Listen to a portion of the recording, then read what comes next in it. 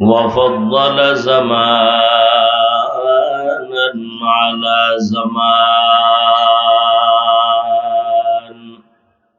أيوة تنجا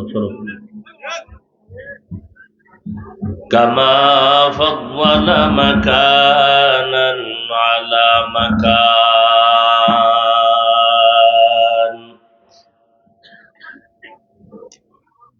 وإنسانا على إنسان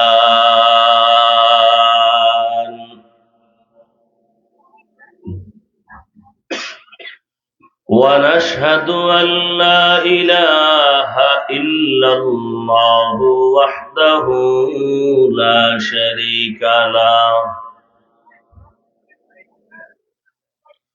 لا ضد له ولا ند له ولا مثل له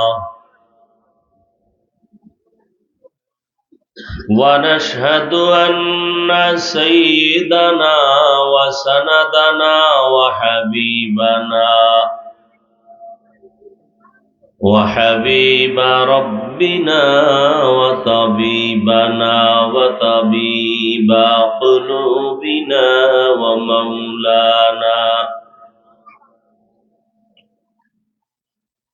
ومولانا محمدا عبده ورسوله أرسله بالحق بشيرا ونذيرا وداعيا إلى الله بإذنه وسراجا منيرا.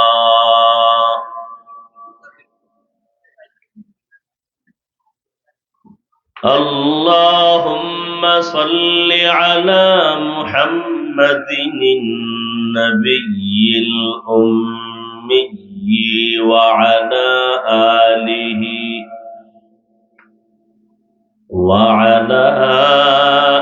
آله وسلم تسليما.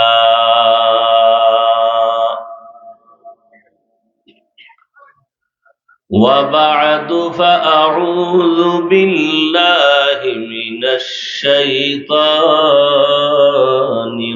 الرجيم.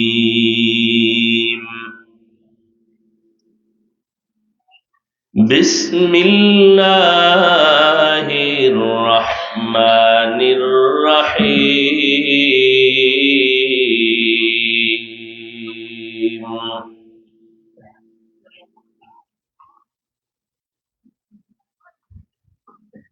يا أيها الذين آمنوا اتقوا الله وقولوا قولا سديدا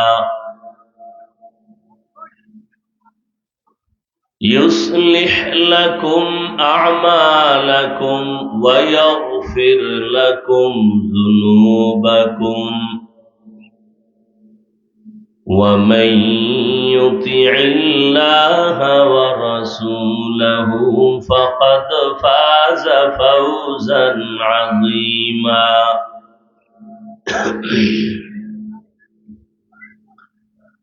وقال النبي صلى الله عليه وآله وسلم من يزمن لي ما بين لحييه وما بين رجليه أزمن له الجنة أو كما قال النبي عليه الصلاة والسلام. صدق الله مولانا العظيم وصدق رسوله النبي الأمي الكريم ونحن على ذلك من الشاهدين والشاكرين والذاكرين والحمد لله رب العالمين.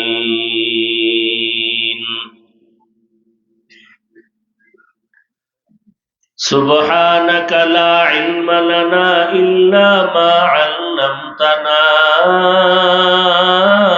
إنك أنت العليم الحكيم.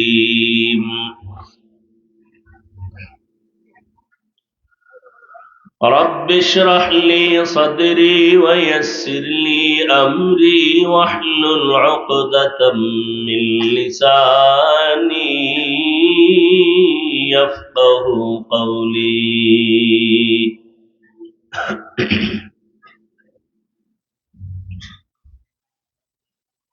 सूरज ने दिया अपनी शुआओं को ये पैगाम, सूरज ने दिया अपनी शुआओं को ये पैगाम, दुनिया है अजब चीज को भी सुबह को भी शाम, दुनिया है अजब चीज को भी सुबह को भी शाम।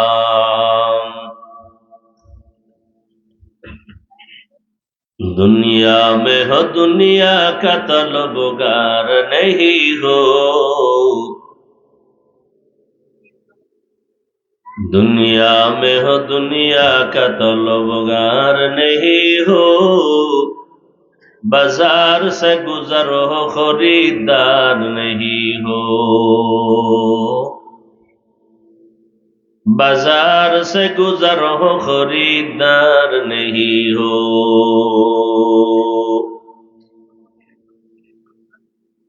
मकबूल है शाज है काबिल तो बहुत है,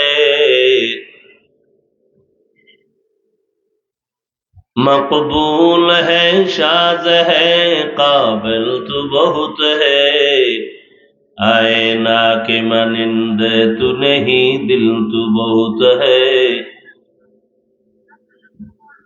आईना के मानिंदे तू नहीं दिल तू बहुत है।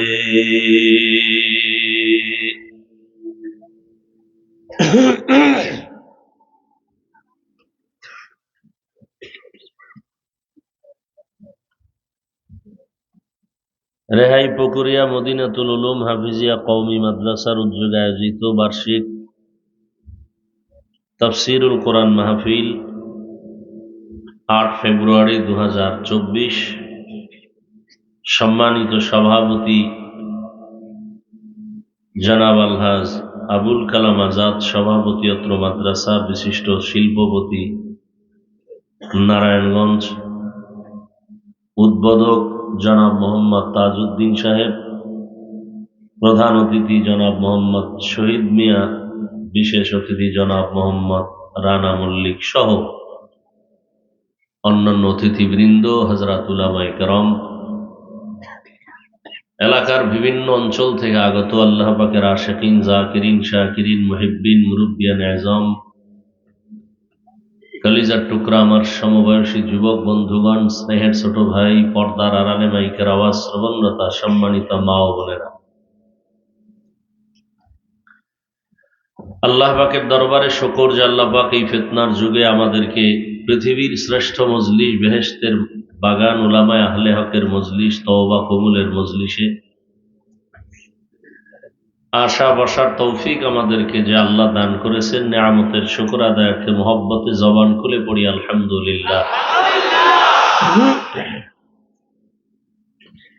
দরুদ ও সালাম সৈয়দুল মুরসালিন, রাহমাতুল লিল আলামিন, শফিউল মুজনিবিন, খাতামুন নবিয়্যিন, সৈয়দুস সাকালাইন, ইমামুল মুরসালিন, শফিউ আযম, रसूल अकरम, रहमत आलम, नबीउल अरब अल आजम, हबीब किबरिया, अशरफुल अंबिया, सय्यदुल अंबिया, शफीअ महशर, साक़ी कौसर, आक़ाए नामदार, मदीना का ताजदार, आफ़ताब नबूवत, फ़ख्र मौजूदात, सय्यदुल मखलूक़ात, হযরত মুহাম্মদুর রাসূলুল্লাহ সবাই পড়েন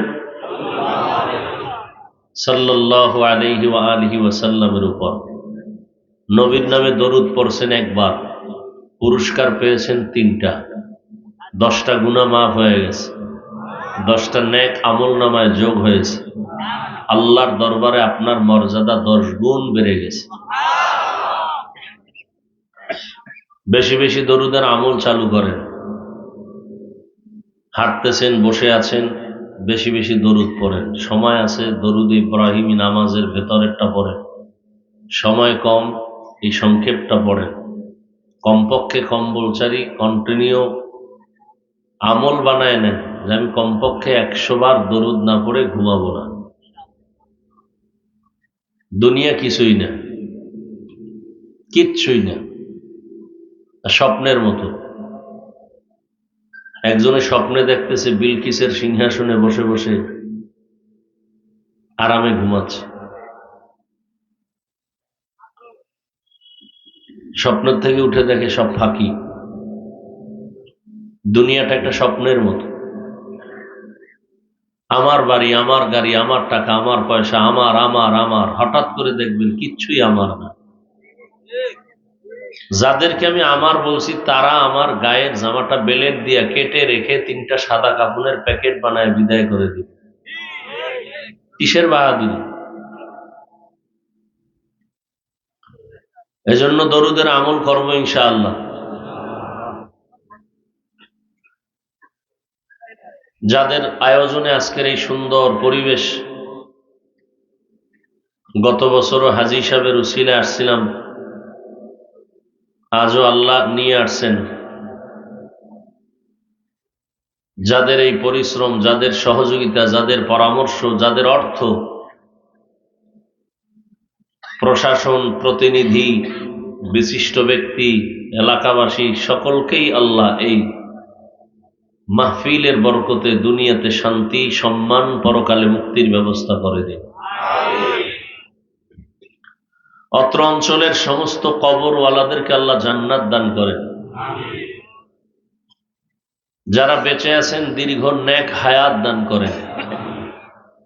শুধু হায়াত চান না নেক হায়াত চান? নেক হায়াত বুঝেন তো, বেশি বেশি হায়াত পাবেন আর বিড়ি টানবেন। নেক হায়াত হলো ওই হায়াত যে হায়াতে বেশি বেশি নেক করতে পারবেন। আল্লাহ, প্রতিটি মানুষের কিন্তু জীবনে একটা ধাক্কা এসেছিল, ভেবেছিলাম মরে গেছি। যার আসে নাই তার আসবে। এমন একটা ধাক্কা চলে আসবে, অসুস্থতা চলে আসবে যে আপনি মরে গেছেন মনে করবেন।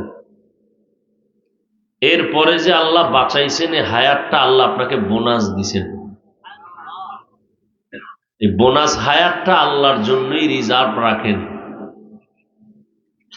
নিজের কিছু আমল সম্বল সঞ্চয় করেন। ওলামায়ে কেরাম আলোচনা করেছেন, আমি আপনাদের দোয়া নেওয়ার আশায় সংক্ষিপ্ত আলোচনার নিয়তে কোরআনে হাকিমের সূরা আহজাবের 2 টুকরা আয়াতে কারিমা তিলাওয়াত করেছি। নবীজির হাদিস থেকে একটি হাদিসের অংশ পড়েছি। আয়াত হাদিসের আলোকে ইখলাস ও রুহানিয়াতের সমন্বয়, সহি নিয়তে, সহি তরিকায়, সহি কিছু কথা বলার মতো, শুনবার মতো দয়াময় আল্লাহ আমাকে আপনাদের প্রত্যেককেই তৌফিক দান করুন। ইয়া আইয়ুহাল্লাযীনা আমানুত্তাকুল্লাহ, হে দুনিয়ার মুমিন তোমরা আল্লাহকে ভয় করো, তাকওয়া অর্জন করো। আকুলু কওলান সাদীদা, জবানের দ্বারা যা বলো সঠিক সত্যশালীন ভাষায় বলো। কি লাভ হবে? ইউসলিহ লাকুম আমালাকুম, বিনিময়ে তোমাদের সমস্ত ত্রুটি যুক্ত আমলগুলো আল্লাহ ত্রুটি মুক্ত করে নিবেন।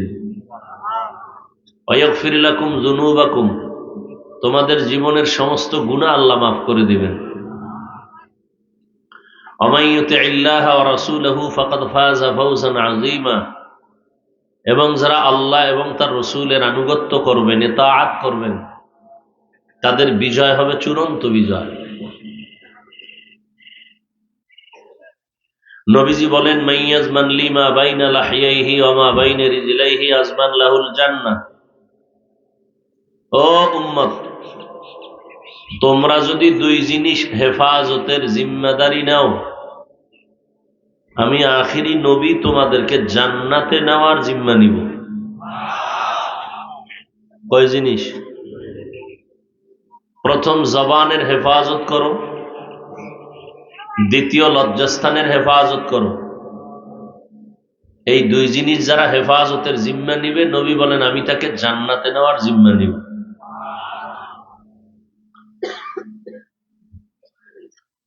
আমরা যা ওলামায়ে কেরাম ওয়াজ করি, এগুলো শুধু কানে আওয়াজ দেওয়া যাবে, হাতে দেখানো যাবে না। জান্নাত জাহান্নাম দেখানো যাবে না, দেখে বিশ্বাস করার নাম মুমিন। তবে কিছু কিছু আমি নগদ দেখায় দিব। পৃথিবীতে আল্লাহ মানুষ সৃষ্টি করেছেন এবং মানুষকে সৃষ্টির শ্রেষ্ঠ মর্যাদা দান করেছেন। এই মর্যাদা যেন বান্দা ধরে রাখতে পারে, এজন্য আল্লাহ দুটো ব্যবস্থাও দিয়েছেন। ওই দুই ব্যবস্থা আজও যারা ধরে রাখছেন, কিয়ামত পর্যন্ত যারা ধরে রাখবেন, তারা দুনিয়াতেও বাদশাহ, আখিরাতেও বাদশাহ। তবে একটু ব্যবধান খেয়াল করবেন প্রত্যেকটা কথা। দুনিয়াতে বাদশাহ হবে মুকুটহীন বাদশাহ, আখিরাতের বাদশাহ হবে মুকুট সহ বাদশাহ। বাদশাহ শব্দটা ব্যবহার করে সর্বোচ্চ সম্মান। এই জন্য আমার রসুল ১৫০০ বছর আগে দুটো জিনিস রেখে চ্যালেঞ্জ দিয়ে গেছেন, যারা ধরে রাখবে তারা সফল। আমরা শ্রেষ্ঠ, নূরের সৃষ্টি ফেরেশতারা কিন্তু শ্রেষ্ঠ না। আগুনের সৃষ্টি জিন শ্রেষ্ঠ না।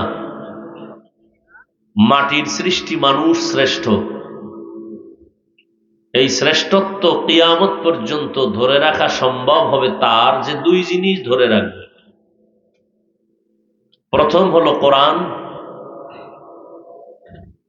দ্বিতীয় হলো রসুলের ভাষা মতে সুন্নত। আর আল্লাহ বলেন আমার দেওয়া দুই জিনিস, এক হলো কিতাব, আর হলো কিতাব পড়ানোর মতো বুঝানোর মতো ওস্তাদ ব্যক্তি। পৃথিবীর মধ্যে ব্যক্তি, শ্রেষ্ঠ ব্যক্তি আম্বিয়ায়ে কেরাম, আর সমস্ত আম্বিয়ায়ে কেরামের শ্রেষ্ঠ আমার নবী রহমাতুল্লিল। আর আল্লাহর দেয়া কিতাবের মধ্যে শ্রেষ্ঠ কিতাব হলো কোরআনুল কারীম। তাহলে শ্রেষ্ঠ ব্যক্তিকেও আমরা পেয়েছি, শ্রেষ্ঠ কিতাবকেও পেয়েছি। আজ রসুলের চ্যালেঞ্জ দেওয়া এই দুই জিনিস যারা ধরে রাখছেন, আলহামদুলিল্লাহ আজও তারা সম্মানে আছেন। সম্মান দেয়ার মালিককে? কোন বান্দা? বান্দার হাতে যদি সম্মান দেওয়ার চাবি থাকতো, কত মানুষকে পাড়ায় মেরে ফেলতো।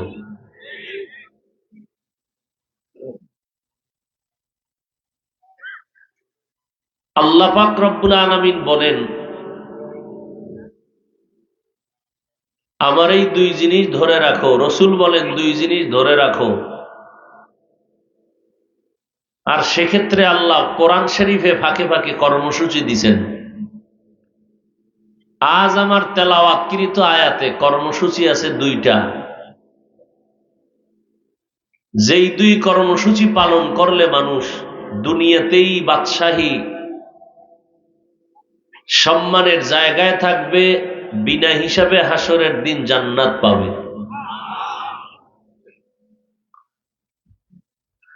আপনারা আমাকে একটু ভেবে চিনতে বলবেন,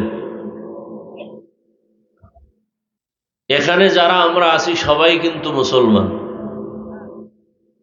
ঠিক না? আপনাদের আল্লাহ আমার আল্লাহ দুইজন, না এক? নবী, কোরআন, হাদিস, কাবা, ধর্ম, কালেমা, দুনিয়াতে আসছি তাও সিস্টেম, নাকি আপনারা লুঙ্গি পরে আসছিলেন?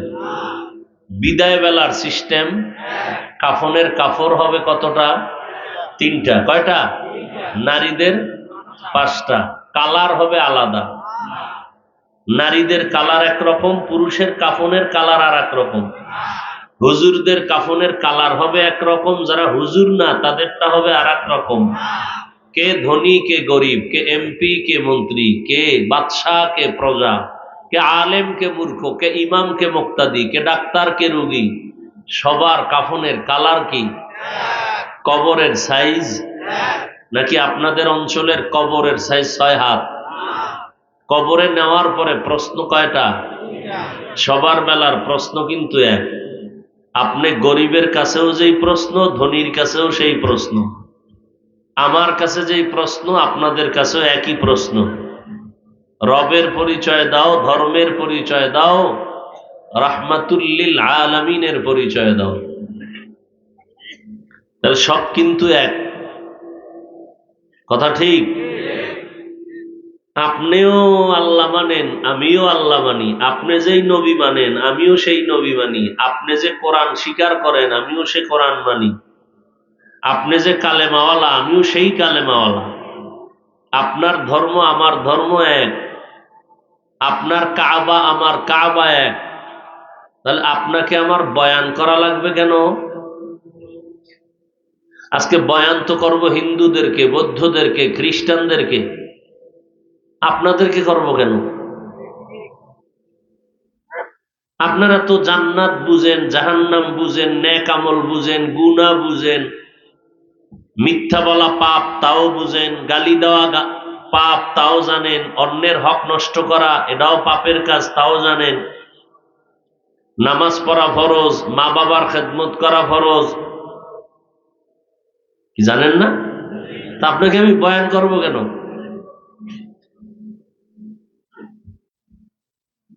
বরং আপনাকে বয়ান করব কেন, করতে করতে করতে করতে করতে আম্বিয়ায়ে কেরাম চলে গেলেন, সাহাবায়ে কেরাম চলে গেলেন, আইম্মায়ে কেরাম চলে গেলেন, ওলামায়ে কেরাম খাইয়া না খাইয়া নির্ঘুম হইয়া আপনাদের পিছনে সব সময় দেয়। মাইয়া ভোলা, ঘর বাড়ির হিসাব নাই, খবর নাই, খাওন নাই, ঘুম নাই, 12টা মাস তাবলিগলারা দৌড়ায় আপনাদের পিছনে, পীর সাহেবরা দৌড়ান, আমরা আলেমরা দৌড়াই, ইমাম খতিবরা মনে হয় যেন একটা অদৃশ্য জেলখানার মতো মসজিদে থাকে, কি তাই না? একদিনের নামাজ যদি ইমাম সাহেব না পড়াইতে পারে, আরে জিজ্ঞাসাবাদ, মনে হয় রিমান্ড শুরু হয়ে যায়। ছুটি নিতে হইলে দরখাস্ত দিয়া 2 দিনের ছুটি, 3 দিনের ছুটি, ঠিক নেই? বেতন কত? 10,000, বাকি 6 মাস। তাও দেয় কয়জনে? সবাই মিল্লা। মসজিদ কমিটির একজনেই পারে 10,000 দিতে, কিন্তু যে পারে সে দেয় মাত্র 100 টাকা, ঠিক নেই? সত্য কথাটা স্বীকার করেন, মানেন আর না মানেন। আমি যেটা বুঝাইতে চাই একটু বুঝেন। কুত্তা শুয়ারকে আল্লাহ বুঝার মতো আকল দেন নাই, সত্য মিথ্যা যাচাইয়ের আকল দান করেন না, আল্লাহ মানুষকে দিছেন, একটু বুঝেন। তাহলে এই যে আলেমরা আপনাদের পেছনে, তাবলিগলারা 12টা মাস মেহনত করে, বিনিময়ে আপনারা কি দেন? গালি। সুযোগ পাইলেই এই ছোট ছোট কিছু বলা পান, ক্লাস 8-এ পড়ে, মাদ্রাসায় পড়লে দাখেল, আমাকে কওমিতে পড়লে হয়তো শারহে বেকায়া, কাফিয়া, এদের মতো বাচ্চাগুলো বড় বড় আলেম ওলামা ইমামদের বিরুদ্ধে ফেসবুকে লেখালেখি করে। সুযোগ পাইলে চরমনের বিরুদ্ধে, তাবলিগের বিরুদ্ধে, দেওবন্দীদের বিরুদ্ধে, কওমির বিরুদ্ধে। এই আলেমরা আপনাদের পিছনে 12টা মাস মেহনত করে, তার পাওনা দিলে নেই। সালাম দেন না, আমরা দিলেও সালাম লইতে চান না, এই আমাকে মেহনতের ফল। বয়ানের আগেও বিড়ি, মোনাজাতের পরেও বিড়ি। এত মানুষ এখানে, গত বছর আসছিলাম আরো মানুষ ছিল। এই যে এত মানুষ দেখেন, অনেক আল্লাহর বান্দে মাঠে আছে, ফজর পড়ে নাই, জোহর পড়ে নাই, আসর পড়ে নাই, মাগরিব পড়ে নাই, এসাও সব টাটকা আশেকের রাসূল।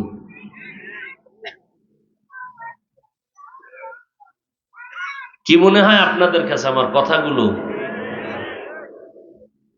হালকা মনে করতেছেন না? আহ,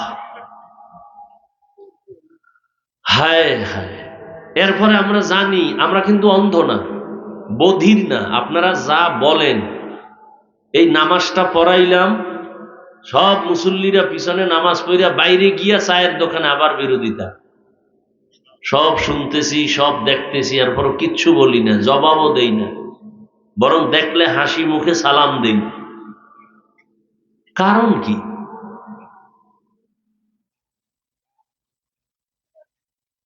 কারণটা কি? আমরা তো টাকার জন্য আপনাদের পেছনে দৌড়াই না। দিন হেফাজতের জিম্মাদারি কে নিছেন? আল্লাহ। কারণটা কি? এর একমাত্র কারণ, আপনিও আল্লাহ মানেন, নবী মানেন, কিন্তু আপনাকে আমি বয়ান করব কেন? আপনি বয়ান শুনবেন কেন? এর একমাত্র কারণ হলো আমরা রসুলের আদর্শকে লালন করতেছি। আমার রসুলের আদর্শ কি? 63 বছর হায়াতে রসুল জিন্দেগিতে ভুলেও একটা মিথ্যা কথা বলেন নাই। দুই একজন পীর সাহেবের নাম কন্ত পারলে যে পীর সাহেব মিশা কথা পায় না? আসেনি? নেতার নাম বলতে পারবেন যে অমুক মনীষী পণ্ডিত মিথ্যা বলে নাই? কেমন নবী পাইছেন যে নবী জিন্দেগিতে একটা মিথ্যা কথা বলেন নাই? রসুলের জীবনের দুশ্মন যারা, সুযোগ পেলেই রসুলকে জবাই দেওয়ার জন্য অপেক্ষা করত, তারা পর্যন্ত বলল রসুল মোহাম্মদ তিনি আল আমিন, সত্যবাদী। আরো আশ্চর্য শুনবেন, আমার রসুল শুধু মিথ্যা বলেন নাই এতটুকুই না, নবী জিন্দেগিতে কাউকে একটা গালি দেন নাই। আরো আশ্চর্য হলো, রসুল হাজারো গালি শুনছেন, কারো জবাব দেন নাই। আরো আশ্চর্য হলো, আমার রসুল কোনদিন কখনো এক সেকেন্ডের জন্য তার হায়াতে কোনদিন কারো দিকে চোখ গরম করে তাকান নাই। আমরা তো তারই উম্মত। কয়দিন বাঁচবেন? বাসায় যাওয়ার গ্যারান্টি আছে কি? একজনে আগে আগে বাসায় যাবে, ঘন্টাখানে বয়ান শুনে জুতাটা লইয়া বের হয়ে গেছে। বয়ান চলছে আরো আধা ঘন্টা, এরপরে মোনাজাত, মুসাফা, সাক্ষাৎ। বের হইয়া রাস্তার মাঝে গিয়ে দেখি সে এখনো রাস্তায় দাঁড়ানো। কি বিষয়? আপনি আগে আইলেন, বাসায় যাবেন? সাক্ষাৎ 3টা শেষ। এই রাতে হসপিটাল কই পাই, ডাক্তার কই পাই চাক্কা ঠিক করা? তো কেমনে যাবেন বাড়ি? হেঁটে হেঁটে যাব। হাঁটা শুরু করলো, শীতের রাত, হেঁটে হেঁটে পুরা রাত্রটা শেষ করিয়া ঘুরে টুরে দেখে সেই চাক্কার গোড়ায় আবার হাজির। আল্লাহ যদি কবুল না করে, বাড়িতে আগে না নেয়, আপনি কেমনে যাবেন? আল্লাহ যদি কপাল খুলে না দেন, তাহলে আমি হাফিজুর রহমান কেন? পৃথিবীর যার গুণগান গাইছে বেঈমানরা, মুমিনরা, এখনো না গাইলে তার বয়ান হবে না, তার নামাজ হবে না, সেই ব্যক্তি রহমতুল্লিল আলামিন, তিনি পর্যন্ত বয়ান করার পরেও কালেমা পড়ে না। কি পরিমাণ বেঈমান আর কপাল পরা হলে রহমাতুল্লিল আলামিনের বয়ানের পরেও কালেমা পড়ে না? আর যদি কপালটা খুলেই যায়, তো রসুলকে জবাই করতে গিয়াও সে কালেমা পড়ে। নাম জানেন এমন কারো? কে? আর কপাল পোড়ানোর নাম কি? আবু জাহাল। এই কথাটা মনে রাখবেন। আপনাদের এটা কোন থানা? চৌহালি। এলাকার থেকে একটা অপরাধীকে পুলিশ আটকাইয়া গ্রেফতার করে থানায় নিয়ে গেল। থানায় নিয়ে ইচ্ছা রকম বেতের বাড়ি, এত বেত্রাঘাত করলো, শুধু চিল্লাইলো কিন্তু চোখে পানি আসলো না। ও যুবক, রক্তের গরমে তো মাস্তানি কম করো নাই, বিনিময়ে তোমার 25 থেকে 30 বছরের হায়াতে কি অর্জন করছো জানো? বিবেক দিয়ে হিসাব লাগাইও একটু, আমি বলে গেলাম। তোমার এই 25 থেকে 30 বছরে তোমার পুঁজি হইছে এই, আল্লাহ না করুন তুমি যদি আজ মরে যাও, তোমার মাও খুশি, বাবাও খুশি, মুরব্বীরাও খুশি। কেন তুমি না বুঝে ঠিক বলো কেন? আমি বলি কেন বলছি, তোমার যদি বলি তুমি ঠিক বললা কেন, জবাব দিতে পারবা? আমার থেকে আগে শুনে নাও। তোমার এই 25 থেকে 30 বছরের বয়সের তুমি যুবক, ফুটন্ত গোলাপ, তুমি এখন মরে গেলে তোমার মা বাপ খুশি কেন? তোমার শিক্ষক খুশি কেন? তোমার মুরব্বীরা খুশি কেন? তুমি মরে গেলে তোমার চরিত্রের কারণে। তোমার চরিত্র এতটাই যে নিকৃষ্ট, তোমার চরিত্রের কারণে মায়ের অন্তরে কষ্ট, বাবার অন্তরে কষ্ট, শিক্ষকের অন্তরে কষ্ট, মুরব্বীদের অন্তরে কষ্ট। মুখে কিছু বলে না কিন্তু কলিজা ফেটে যায় তোমার ব্যবহারের কারণে। মরে গেলে তারা খুশি যে একটা মুসিবত দূর হয়ে গেছে। এবার বালিশে মাথা লাগায় আজকে চিন্তা করবা তোমার এই 30 বছরের পুঁজি কি? সবার বরদোয়া। এই তোমার জিন্দেগি। তুমি এই 30 বছরে সবার বরদোয়া কামাই করছো, এটা তোমার জিন্দেগি। অথচ বাপসাপ তো দেখাও তুমি এদেশের অনেক কিছু।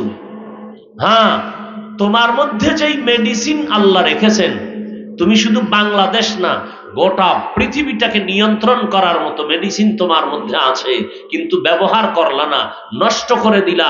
সারাটা রাত হাতের সামনে মোবাইল নিয়ে সারা রাত দরওয়াজা জানালা বন্ধ করে কবিরা গুনাহ করেছো, কবিরা গুনাহ করেছো, কবিরা গুনাহ করেছো। মা দেখে নাই, বাপ দেখে নাই, কেউ দেখে নাই। কে দেখেছেন? সারা রাত মোবাইল চালায়া কবিরা গুনাহ করেছো। আজকে তোমার চেহারার দিকে তাকাইলে আকর্ষণ হবে না কেন? তোমার চেহারার দিকে তাকাইলে মায়া লাগবে না কেন? তোমার চেহারার মধ্যে উজ্জ্বলতা নাই কেন? এর একমাত্র কারণ, তুমি বিদেশি মেডিসিন মাখলে খোদার কসম কোনোদিন চেহারা উজ্জ্বল হবে না। চেহারায় বরণ হবে, নষ্ট হবে চেহারা। চেহারা উজ্জ্বল হবে নেক আমল করলে, চেহারা নষ্ট হয় কঠিন গুনাহ করলে। তুমি মেডিসিন দিলে আরো নষ্ট হবে, কারণ এই চেহারাটা আল্লাহ কুদরতের হাতে তৈরি করছেন। তুমি বুঝো চেহারাটা কেমন? এই যে এত ঠান্ডা শীত, হাত মোজা, পাও মোজা, চাদর, কোট সব শুটু বইরা পুরো বডি আটকানো, চেহারা কিন্তু খোলা, ঠিক নেই? তাহলে যত ধুলা বালু, বাতাস, ঠান্ডা, গরম, রৌদ্র সব কোথায় লাগে? কোথায় লাগে ভাই? চেহারায়। গোসলখানায় ঢুকো, পুরা বডি খুলে গোসল করো, তোমার হাত পা পেট পিঠ সবগুলোকে সাবান দিয়া না ধুইলে ময়লা যায় না।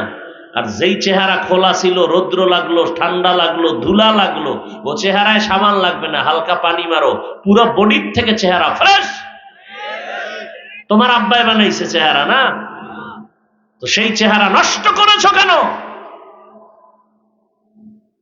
এজন্য মা বাবারাও দায়ী, কথাটা মনে রাখবেন। আপনাদের বাচ্চাগুলো কানলেই দৌড়াইয়া বাজারে যায় পুতুল কিনেন। আমগো হুজুরগো বাচ্চা কানলে তো কেউ পুতুল কিনে না।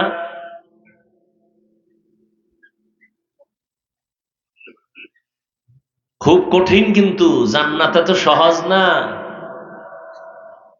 আবার অনেক সহজ। রাগ করেননি আপনারা? ভালো করে বুঝবেন। আমরা যারা নবীর আদর্শ মেনে চলার চেষ্টা করি, নবীর মহব্বতে টুপি পরলাম, দাড়ি রাখলাম, নামাজ পড়ি, পর্দা করি, হালাল খাই, আপনারা যারা এই লাইনে নাই, ভেতর একটা ভয়, না জানি স্বাধীনতা নষ্ট হয়ে যায়। আচ্ছা বলেন তো, নবীর আদর্শ মেনে যারা চলেন আর আপনারা যারা নবীর আদর্শ মানেন না, বলেন তো আমরা কত নিচে পড়ে আছি আর আপনারা কত উপরে আছেন, একটু বলেন তো। যে হ্যাঁ হাফিজ ভাই, নবীর আদর্শ না মেনে আমরা আপনাদের থেকে অনেক ভালো আছি, বরং আপনারাও 3 বেলা খান, আমরাও 3 বেলা খাই, আপনারাও ঘুমান, আমরাও ঘুমাই, আপনারাও ব্যবসা করেন, চাকরি করেন, আমরাও করি, আপনারাও বিবাহ শাদী করেছেন, আমরাও করেছি, আপনাদের সন্তান আছে, আমাদেরও আছে, আপনারাও দেশ বিদেশ ঘুরেন, আমরাও ঘুরি, তাহলে আগাইতে তো পারলেন না। এই কথা বলার মানি এটা না আমি আপনাকে ছোট মনে করতেছি, আমি সব কথার মূল বুঝাতে চাই। মুসলমান হইলেন, নবীর আদর্শ মানতে বাধা কেন? কি জবাব দিবেন আল্লাহর কাছে? কি জবাব দিবেন? ইহুদি খ্রিস্টান সমস্ত বিধর্মীরা চায় ইসলামের আলো বন্ধ হয়ে যাক, মাদ্রাসা বন্ধ হয়ে যাক, ষড়যন্ত্র চক্রান্ত কম করে নাই, ফিলিস্তিনের হালাত বড় করুন। ওদের টার্গেট বেঈমানের শুধু ফিলিস্তিন না, পৃথিবীর সমস্ত মুসলমান। কিন্তু এত অত্যাচার, এত নিপীড়ন, এত নির্যাতনের পরেও আল্লাহর হাজার শুকর, এখনো রসুলের আদর্শওয়ালাদের মতো সম্মানে আর শান্তিতে কেউ নেই। জ্বলন্ত প্রমাণ বাঙালিদের জন্য আঙ্গুল দিয়ে দেখায় দেই। মহামারী করোনা, স্কুল বন্ধ, কলেজ বন্ধ, ব্যবসা বন্ধ, চাকরি বন্ধ, আল্লাহর শুকর একটা কোরআনের মাদ্রাসাও বন্ধ হয় নাই। হুজুরেরা ভিক্ষা করেছে, করোনায় মরে যায়, টাকা দাও, মাইয়া বলা না খায় মরে। কেউ ভিক্ষা করেছে? আর কি দেখবেন বলেন? ইয়া আইয়ুহাল্লাযীনা আমানুত্তাকুল্লাহা ওয়া কুলু কাওলান সাদীদা। দুইটা কর্মসূচি। এক নাম্বার কর্মসূচি, আল্লাহকে ভয় করো। দ্বিতীয় কর্মসূচি, জবানটাকে হেফাজত করো, কন্ট্রোল করো। এই দুই কর্মসূচি যদি পালন করো, নগদ 2টো পুরস্কার দেয়া হবে। প্রথম পুরস্কার, জিন্দেগিতে যত টুটা ফাটা আমল করেছো সব আমলগুলো আল্লাহ কবুল করে নিবেন। দ্বিতীয় পুরস্কার, তোমার জিন্দেগির সব গুনাহগুলো মাফ করে দিবেন। এক, আল্লাহকে ভয় করো। ভয়ের নাম তাকওয়া, ভয়ের নাম খৌফ, ভয়ের নাম খাশিয়া। ওয়া আম্মা মান খাফা মাকামা রাব্বিহি ওয়া নাহান নাফসা আনিল হাওয়া ফাইন্নাল জান্নাতা হিয়াল মাওয়া। আল্লাহ বলেন, কিয়ামতের দিন আমার আদালতে দাঁড়াইয়া হিসাব দেওয়ার ভয় যারা নিজেকে গুনাহ থেকে বাঁচাইবে, আমি আল্লাহ ঘোষণা দিলাম তাদেরকে আমি স্থায়ী শান্তির ঠিকানা জান্নাতুল মাওয়ার মেহমান বানায় দিব। আরো আস্তে করে বলে। আমগোর সাথে আপনাদের কোনো দুশ্মনী আসেনি? আস্তে করার পরে জোরে হইলেন কেন? মানে হুজুরদের বিরোধিতা করা একটা ট্রেডিশন হয়ে গেছে।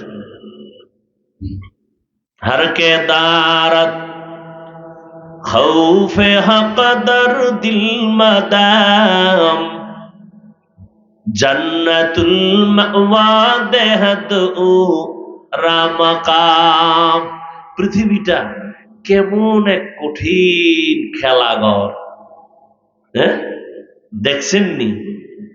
একদিকে আমরা পাও ধরে আপনাদের ডাকি নামাজ পড়েন, অন্যদিকে আবার একদল আপনাদের ডাকে নামাজ পড়ে লাভ নাই, সিনেমা হলে যাও, একটু আনন্দ বিনোদন করো, মাঝে মাঝে একটু পার্কে যাও, তোমার বয়ফ্রেন্ড গার্লফ্রেন্ড নিয়ে একটু আনন্দ করো। আনন্দ করতে করতে হঠাৎ আম্মাজানের কাছে টেলিফোন চলে আসলো। আম্মাজান বলে, বাবা কই তুমি? হঠাৎ কে যেন এক অচেনা কণ্ঠে আওয়াজ দিয়ে কয়, আপনি এই মোবাইলওয়ালার মা? বলে হ্যাঁ। কয়, তাড়াতাড়ি আপনার স্বামীকে পাঠায় দেন, আপনার সন্তানের লাশটা গাড়ির চাকার তলে আছে, নিয়ে যান। আনন্দে আনন্দে জীবন শেষ। এই যুবক আল্লাহর গোলাম, আপনিও মুসলমান, আমিও মুসলমান, আপনি মানুষ আমিও মানুষ, আকৃতি সব এক, ভেতরে অন্তর আছে একটা, আমারও আপনারও। গুনার প্রতি আকর্ষণ আপনার আছে আমার আছে, তুলনামূলক আমার বেশি। বেশি না? আপনি বিড়ি টানতে টানতে আর কত টানবেন? আমরা তো চিন্তা করি কি জানি মজা একটা দেমুনি। আপনারা মদ পান করতেছেন, করতে করতে করতে করতে কত করবেন? বলে আজ করব না। পার্কে যাই আড্ডা দিতে দিতে মনটা একটু খারাপ, আর যাব না। কিন্তু আমরা তো ওই লাইনেই যাই নাই, কোনদিন টিভির সামনেও বসি নাই।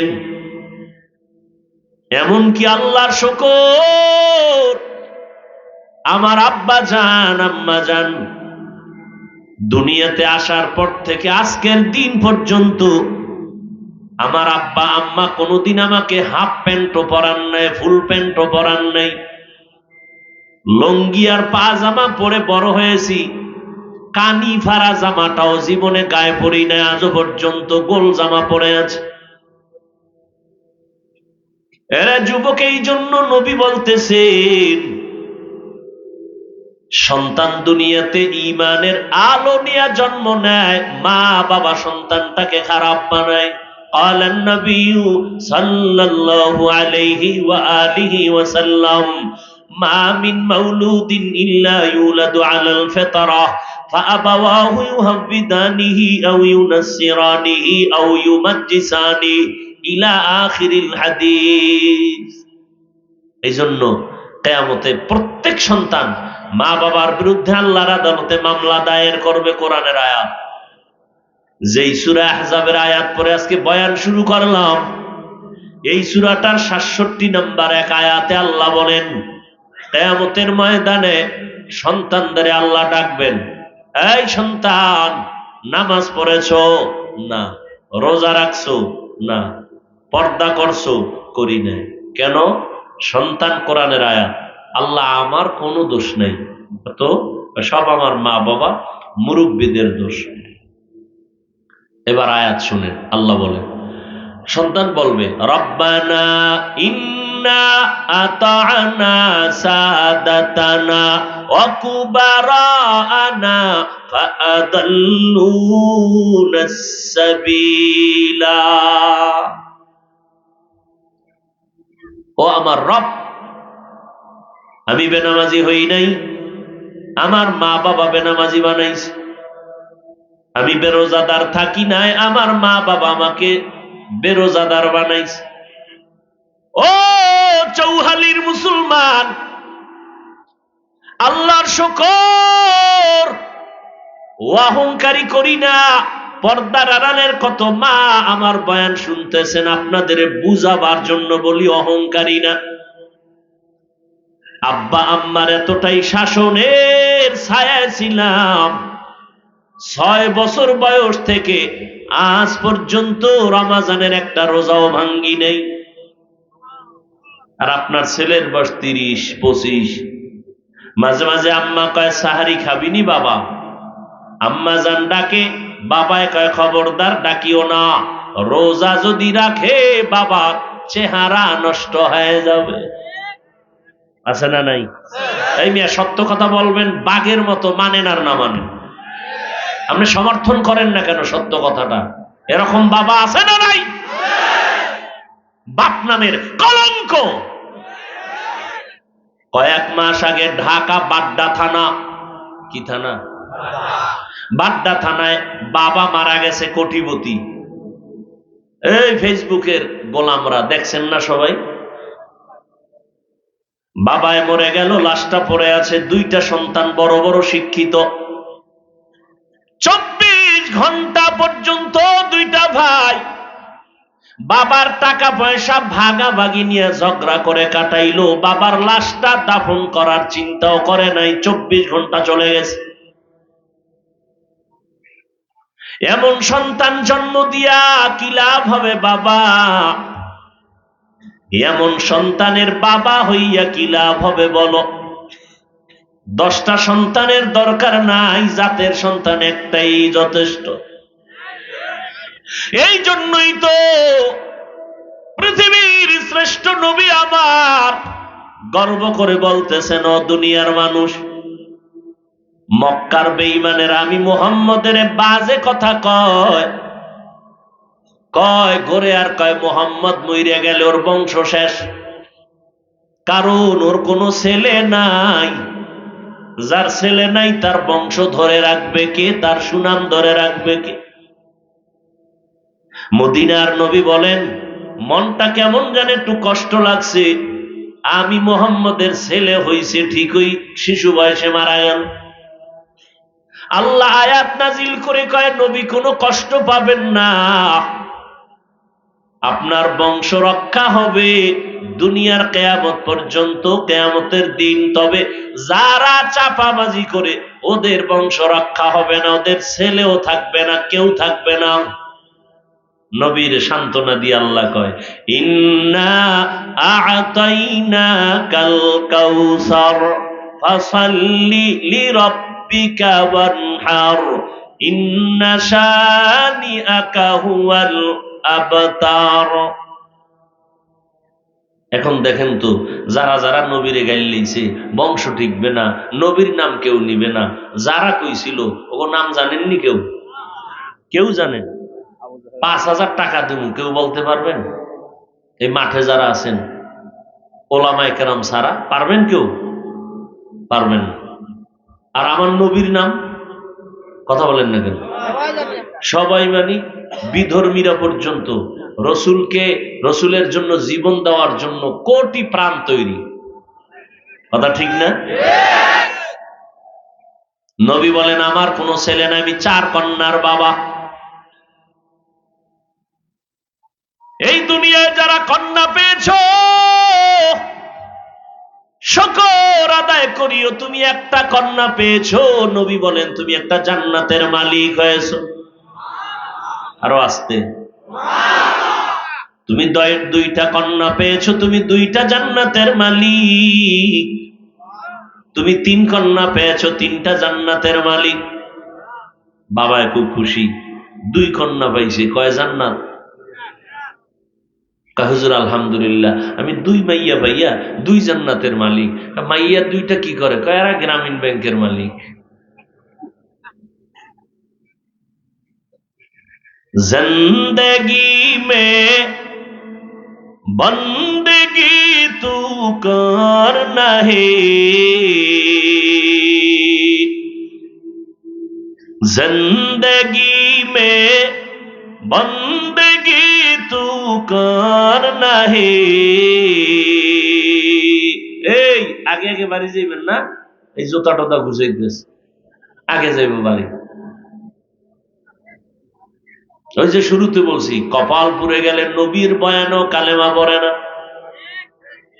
আর কপাল যদি খুলিয়া যায়, নবীরে জবাই করতে সেও কালেমার মালা গলায় লাগায়। হেদায়েতের মালিককে। ভাইরা আমার,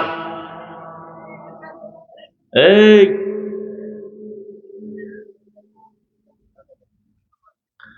আল্লাহ বলেন, আমাকে ভয় করো। ভয়ের নাম তাকওয়া, ভয়ের নাম খৌফ, ভয়ের নাম খশিয়া। লাউ আনজালনা হাযাল কুরআনা আলা জাবালিন লারাআইতাহু খাশিআম মুতাসাদ্দিআম মিন খাশিয়াতিল্লাহ। ওয়াতিলকাল আমসালু নাদরিবুহা লিন্নাস ওয়াতিলকাল আমসালু নাদরিবুহা লিন্নাস লাআল্লাহুম ইয়াতাফাক্কারুন।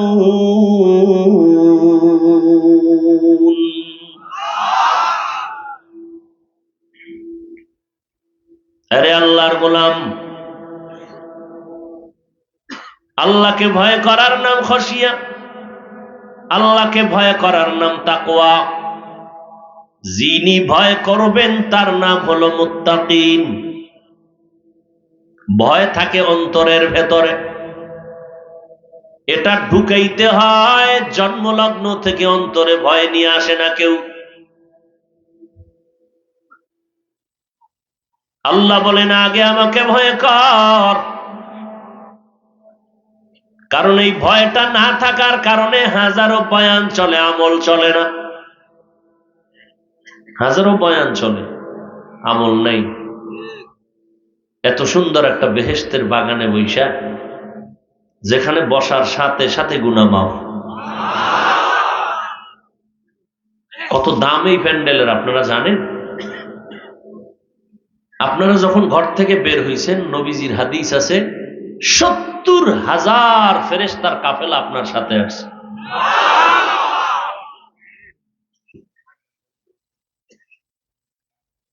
কিন্তু এখানে আইসাও ওই মোবাইলটা লয়ে ব্যস্ত। কি বয়ান শুনবেন? বয়ান তো কলবে ঢুকে না। এমন একটা বয়ান নাই যেখানে মোবাইল নিয়ে আমি কথা বলি না। লাভ কি? আজ আপনি মোবাইলটা ধরে ফায়দাটা কি বলেন তো? এই ওয়াজের প্যান্ডেলে মোবাইল নিয়ে যে বসে আছেন, কি ফায়দা কি? আপনি 10-100 হাত দূরে বসে মোবাইল ধরলে ছবিটা কি স্পষ্ট আসবে? রেকর্ডটা ভালো হবে? এর দুর্বুদ্ধিও নাই। আপনার কাজটাই তো মিডিয়াওয়ালারা করতেছে নিখুঁত ভাবে, ঠিক না? বয়ানটা যদি আপনার প্রয়োজন হয় সকালবেলা ডাউনলোড করে নিতে পারবেন না? তার রেকর্ডটাও পিওর, আপনারটা তো ভেজাল। এরপরে মোনাজাতের পরে যদি মোবাইলটা জিনেরা নিয়েই যায়, তা তো আমও গেল, সালাও গেল। হ্যাঁ, বহু জিন কিন্তু এখানে আছে, মোবাইল নিয়ে যাবে। এদের বাড়ি চালান দিয়েও ভাইবেন। একজনে কেউজুর মোবাইল স্টেজের সামনে মোবাইল খুঁজতেছে। কই খুঁজো? মাটি দেরাত খুঁজ, ভিতরে মোবাইল খুঁজে। এই বিছানা উঠায়, জোতা খোলে, এইটা খোলে, এই সরেন সরেন মোবাইল মোবাইল। জিনে তো নিয়া ও মাঠের বাইরে গেছে, ও খুঁজে এখানে। পাগলের পাগলাম। তে লাভ হইল কি? তোর বয়ানো শেষ, গোষ্ঠী শুদ্ধ আইসেও খালি, গেলি গেলি। হায় হায় যুবক, নিজের দাম যদি নিজে রক্ষা না করে আর একজনে কেমনে দেয়? ও যুবক, তোমার কত দাম চিনলা না তুমি? তোমাকেই চিনলা না। এই জন্য আল্লাহওয়ালারা বলেন মান আরাফা নাফসাহু ফাকাদ আরাফা রাব্বা, যে নিজেকে চিনে সে আল্লাহকেও চিনে। তুমি আসলে তোমাকে চিনোই না, তুমি চিনোই না তোমার দাম কত। কাজী নজরুল তোমার থেকে 3 কেজি ওজন ছিল, তার মাথা বেশি, হাত একটা বেশি ছিল, তার নামে সিন্নি ভরে গোটা দুনিয়ায়। রবীন্দ্রনাথের ইতিহাস বড়, তুমি তো তার থেকেও প্রতিভাবান। একটা ইহুদি বেঈমানের বাচ্চাগুলো যদি গোটা দুনিয়াটাকে নিয়ন্ত্রণ করতে পারে, তুমি তো সৃষ্টির শ্রেষ্ঠ নবীর উম্মত, তুমি পারবা না কেন? কি এই ভাইরা বলেন, সত্য কথা বলবেন, বুঝাবার জন্যই কিন্তু আমি বলি। সৃষ্টিগতভাবে নারীদের জ্ঞানের তুলনায় পুরুষের জ্ঞান কম। যারা জানেন তারা বলেন। একটা নারী যদি দেশ চালাইতে পারে, আপনারা পারবেন না? কি সেই মেধা আছে না? কিন্তু কপাল খারাপ, মোবাইল দিয়ে সব নষ্ট করে দিচ্ছেন। চরিত্র নষ্ট, সুস্থতা, স্বাস্থ্য নষ্ট। আপনার দ্বারা কোনো কাজই এই জমিনে হবে না। বরং আমগো হুজুরগো অনেকে কয় না, আমরা সমাজের বোঝা। তুমি সমাজের বোঝা, তুমি ঘরের বোঝা, তুমি মায়ের বোঝা, আমরা বোঝা না। আমার মতো একটা সন্তান পাওয়ার জন্য কত মা কাঁদতেছে। আরে এটা কোন মায়ের ভূত জানি রে, আমারে মাওলায় যদি এরকম একটা ভূত দিত। একজনে চিঠি লেখছে আমার কাছে, আপনার মায়ের একটু দেখমু কেমন ফ্যাট, কেমন ফ্যাটে আপনারে রাখছে, আপনার আম্মার একটু দেখতে যাবো ঢাকা যদি আপনার আম্মা আসে। অহংকারের জন্য বলছি না, আপনাদেরকে বুঝাবার জন্য বলছি। তার মানে এইটা না আপনারা সব আমার মতো বক্তা হবেন, হুজুর হবেন, পাগড়ি লাগাবেন, না সেটা বলছি না। এই যুবক, ভালো করে বুঝো, তুমি স্কুলে পড়ো, কলেজে পড়ো, টাকা নাই, আমি সহযোগিতা করুন, পড়ো, ভালো ডাক্তার হও। এই গ্রাম্য ডাক্তার না, দিলটারে এত বড় বানাবি যে গোটা দুনিয়া নিয়ন্ত্রণ করবো আমি একা, সম্মানের সর্বোচ্চ চেয়ারে থাকবো আমি, ডাক্তার হলো সম্মান থাকবে আন্তর্জাতিক ভাবে। প্রফেসর হবি, মানুষ মাথায় নিয়ে নাচবে, সম্মানের প্রফেসর হও। ডাক্তার হলে সম্মানের ডাক্তার হও, তাসনিমার মতো জুতার বাড়ি খানেওয়ালা ডাক্তার হইও না। তাসনিমা নাসরিনও তো এমবিবিএস ডাক্তার, জুতার বাড়ি খায় কেন? জ্ঞান তো মোটেও কম নাই, নামটাও তো চমৎকার নাম, বাপ মাও তো ভালো, তাসনিমা জুতার বাড়ি খায় কেন? একমাত্র কারণ চরিত্র খারাপ। তুমি যত বড় প্রফেসর হও, চরিত্র ঠিক না করলে তাসনিমার থেকে জুতা আরো বেশি খাবা তুমি।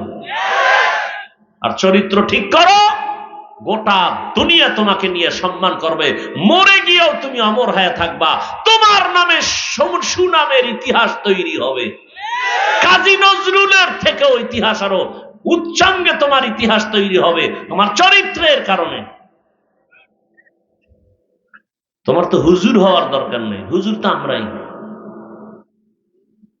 তুমি ডাক্তার হও, তুমি ইঞ্জিনিয়ার হও, প্রফেসর হও, এসপি হও, ডিসি হও, এমপি হও, মন্ত্রী হও, তবে আদর্শবান হও।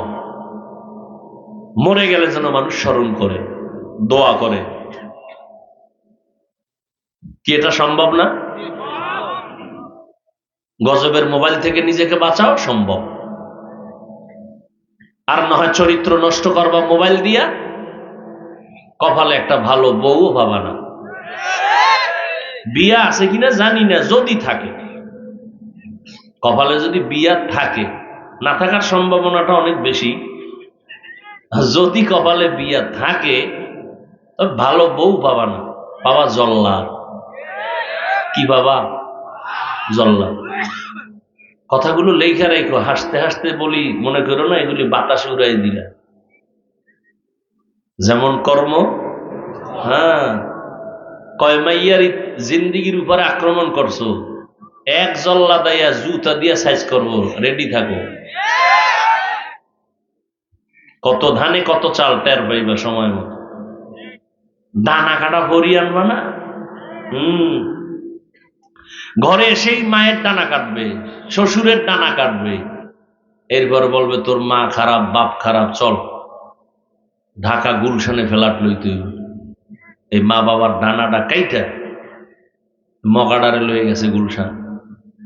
হ্যাঁ, যে ফ্ল্যাট লইয়া স্বামী যায় একদিক, ও যায় আর একদিক, ঘুরে টুরে টাকা পয়সা হাতাইয়া কামাইয়া, এরপর আমি ডানা কাটা পূর্ণ পড়ি, তোর ডানাও কেটে এবার হিজরত করে চলে গেলাম।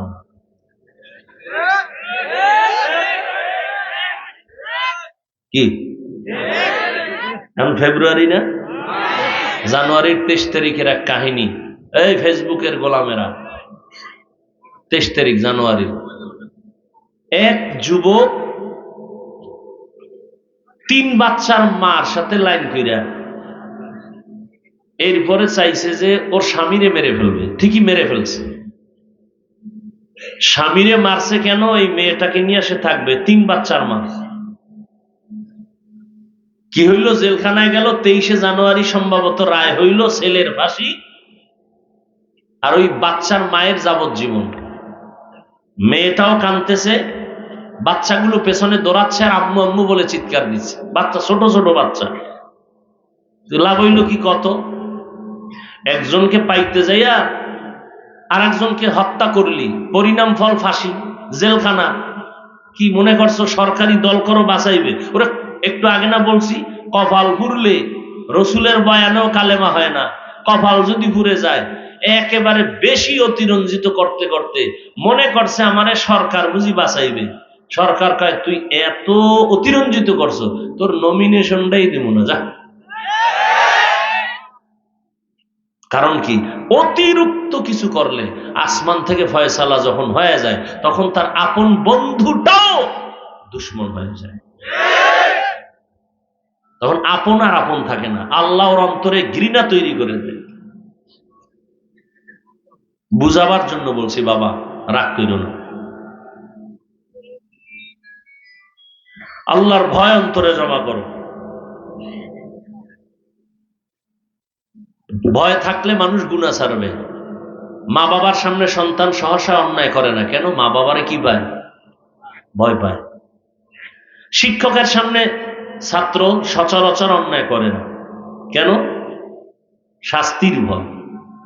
ঠিক যেই মানুষ আল্লাহর আযাবকে ভয় পাইবে সে কখনো আল্লাহকে বেজার করে গুনাহ করবে না। এই ভয়ের নাম তাকওয়া।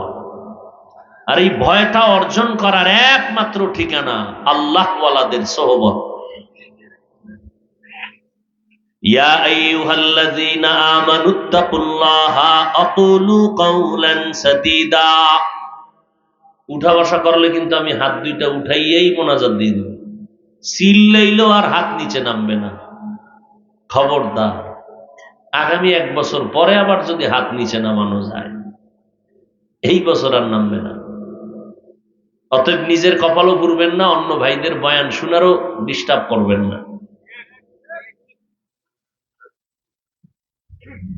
আল্লাহর ভয় অন্তরে জমা করো। দ্বিতীয় কর্মসূচি, জবানটাকে বান্দা কন্ট্রোল করো। আচ্ছা, পা কন্ট্রোল করো বলেন না কেন? চোখ কন্ট্রোল করো বলেন না কেন? জবানটার কথা বললেন কেন? জবান হইল একটা কঠিন অস্ত্র, ব্লেডের মতো ধার। ব্লেডের চারোপাশে ধার না, জিহ্বারও কি চারোপাশে ধার। এটা যেমন ভালো তেমন খারাপ। কেমন ভালো?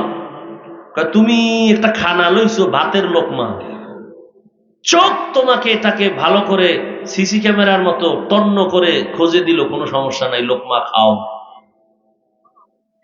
কিন্তু একটা চুল ভিতরে রয়ে গেছে, এটা চোখ ধরতে পারে নাই, জিহ্বায় ধরে ফেলছে। ধরছে না? কত বড় অস্ত্র! দুনিয়ার হায়াতে কথা বলতে বলতে, দুনিয়ায় চলতে চলতে হাত দুর্বল লাগে, মাথা ব্যথা করে, কান ব্যথা করে, ঠোঁট ব্যথা করে, গাল ব্যথা করে, পা ব্যথা করে। জিহ্বা এমন একটা অস্ত্র, হাজার হাজার কোটি কোটি কথা এই জবানে সাপ্লাই দিয়েছো, আজও পর্যন্ত 1 সেকেন্ডের জন্য কারো জিহ্বা বন্ধ হয় নাই, ব্যথাও হয় নাই। কেমন বড় অস্ত্র! এটা যেমন ভালোর ভালো, খারাপের খারাপ, বেলেটের মতো চারোপাশে ধার। এই জিহ্বা দিয়া যদি ডান দিকে তাকায় কয় তোমার কোনো অপরাধ নাই, ফুলের মালা, আবার এই জিহ্বা দিয়েই যদি কয় ওকে ধর, নিরপরাধ বান্দার হাতেও হ্যান্ডকাপ। এই জিহ্বায় যদি একটা অপরিচিত মাইয়ারে কয় আলহামদুলিল্লাহ তুমি আমার বউ কবুল, বউ হয়ে গেছে। ঠিক এই জিহ্বাটা ঘুরায় যদি বলে তালাক, আছে নাকি? আপনাকে চৌহালিতে তালাক কইলেও থাকে। আর এখন যে ফেতনা শুরু হয়েছে আমাকে হুজুর ভিতরে, আল্লাহ মাফ করুন, কিয়ামতের আলামত। একদল হুজুরেরা কয় 3 তালাক দিলেও তালাক হবে না। নাউজুবিল্লাহ, আইয়ে না? আল্লাহ মাফ করেন। জিহ্বা এমন একটা অস্ত্র, মারাত্মক অস্ত্র রে বাবা। দ্বিতীয়, এই জিহ্বার কথায় মানুষের সম্মান বাড়ে, এই জিহ্বার কথায় মানুষের সম্মান কমে যায়। জিহ্বার কথায় মানুষ হাসে, জবানের কথায় মানুষ কাঁদে, ঠিক নেই? জিহ্বা কেমন একটা অস্ত্র, দ্বিতীয় কথা হলো জিহ্বা যখন উল্টা পাল্টা করবে কেমনে কন্ট্রোল করবেন? হাতটা যদি উল্টা পাল্টা করে হাত দুইটা বেঁধে দাও, অন্যায় বন্ধ। পা যদি অন্যায় করে পা বেঁধে দাও, বন্ধ। আগের যুগে মুরব্বীরা দুই একজনে জানতেও পারেন। ওই পাঠান পাঠান পাঠান হইতো না, মুরব্বীরা কথা বল না কেন? পাঠান ছিল, হ্যাঁ। এই পাঠানদের আকল কম, জ্ঞান। পাঠানের বাড়ি পাঠান চোর, চোর ঢুকছে চোর।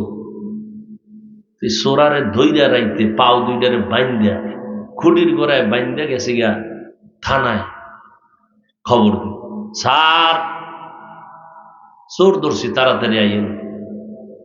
সরল মানুষ, খুব সরল।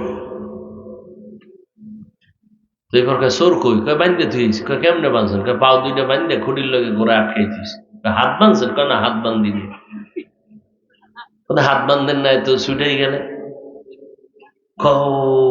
এটা তো কথা। তবে স্যার আমার বিশ্বাস আমিও পাঠান, চোরেও পাঠান। আমার বুদ্ধিতে যেহেতু হাত বান্ধা ধরে নাই, ওর বুদ্ধিতেও ধরবেন, অত টেনশন নাই। ও ওখানে বইয়েই দিছে, গিয়ে দেয় ঠিকই বইয়ে দিছে। পা অন্যায় করে পা বেঁধে দাও, হাত অন্যায় করে হাত আটকাইয়া দাও, চোখ অন্যায় করে চোখের মধ্যে পট্টি লাগায় দাও। কিন্তু জিহ্বা যদি অন্যায় করে এটারে আটকাইবা কেমনে? রশি দিয়া বাঁধা যাবে না, কষ্টেপ লাগানো যাবে না, সুপার গুলো লাগানো যাবে না। জিহ্বাটারে কেমনে কন্ট্রোল করবা? আল্লাহ কয় এটা কন্ট্রোলের জন্য আমার দাও একটা মেডিসিন আছে, এটারে লাগায় দাও, জিহ্বা কন্ট্রোল হয়ে যাবে। আল্লাহর দেওয়া মেডিসিনের নাম হলো তাকওয়া। হারকে দারাত খৌফে হক দরদিল মাদাম জান্নাতুল মাওয়া দেহত উরা মাকাম জুজবা হাকাচি জে মখাজ ইনসজা ফজলে উআ মস্তে দর জুমলা জাহা। জবানটাকে কন্ট্রোল করার মেডিসিন হলো আল্লাহর ভয়। ওমরে ফারুক রাদিয়াল্লাহু তাআলা রাসূলের সাহাবী, কত বড় সন্ত্রাসী, নবীর গর্দান কাটার জন্য দৌড়ায় তরবারি নিয়ে। আল্লাহ তাকে হেদায়েতের মালা গলায় পরায় দেয়, নবীর সোহবতে এত দামি হয়ে গেলেন।